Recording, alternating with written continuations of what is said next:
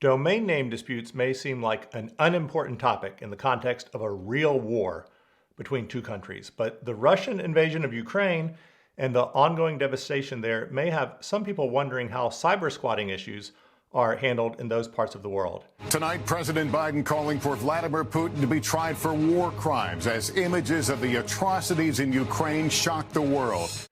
As I've discussed before, including in episode 13 of my masterclass on domain name disputes, every country has a two-letter country code, such as .us for the United States, .ca for Canada, .uk for the United Kingdom, and so forth.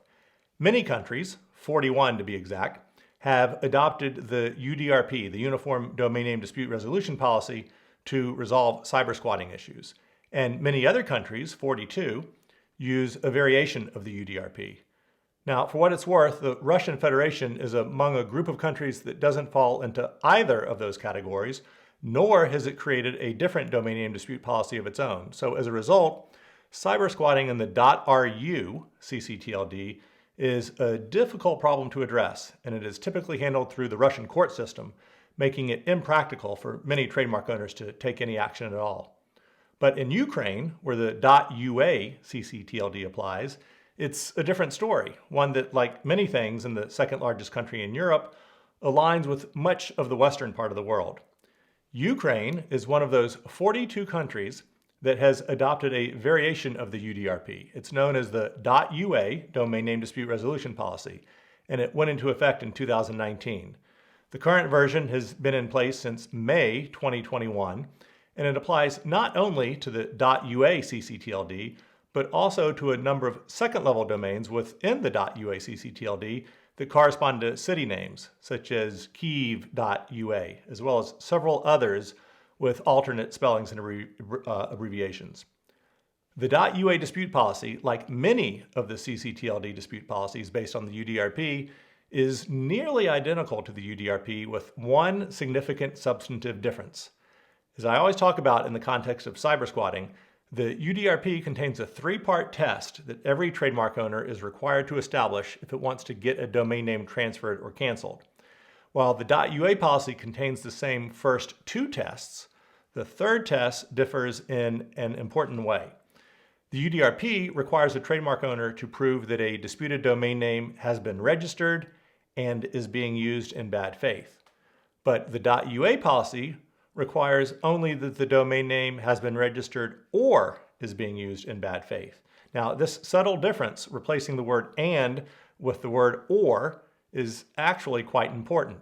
And that's because the bad faith test under the UDRP is often described as a conjunctive requirement, because it requires a trademark owner to prove that bad faith exists at two distinct points in time: when the disputed domain name was registered, and also when a complaint is filed.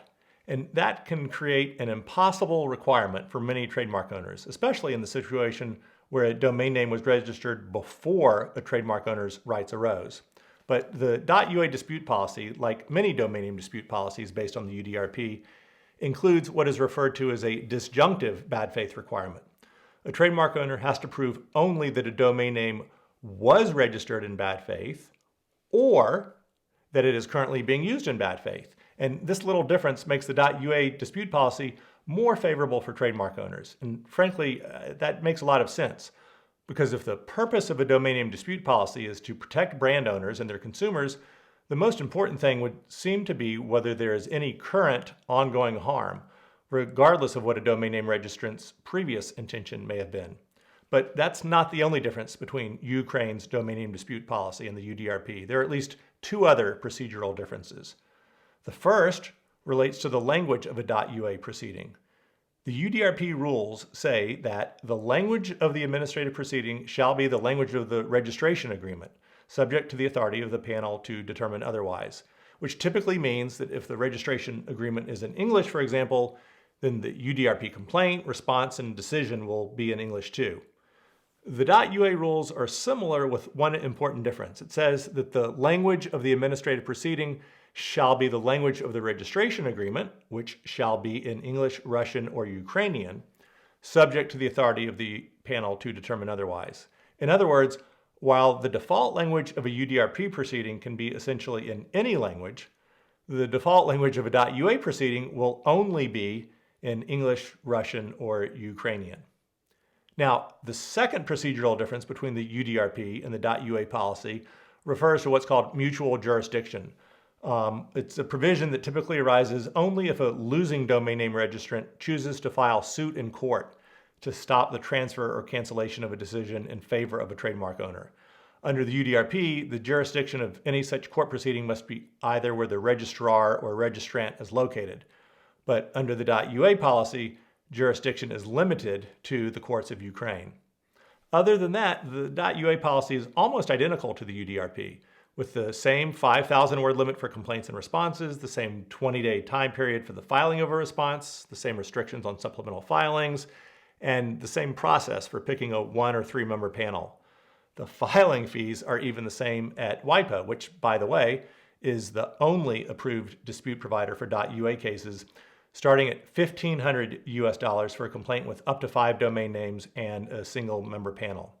However, there is one other important issue that trademark owners need to consider when filing a .ua complaint.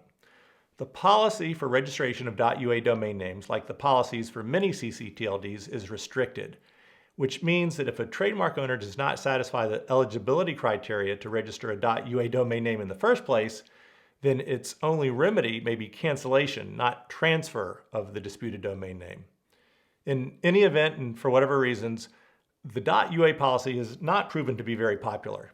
In 2021, for example, there were only 28 .ua cases, as opposed to around 12,000 decisions under the UDRP. And many of those were from local or regional trademark owners, but also included such well-known brand owners as Air France, Electrolux, and Amway.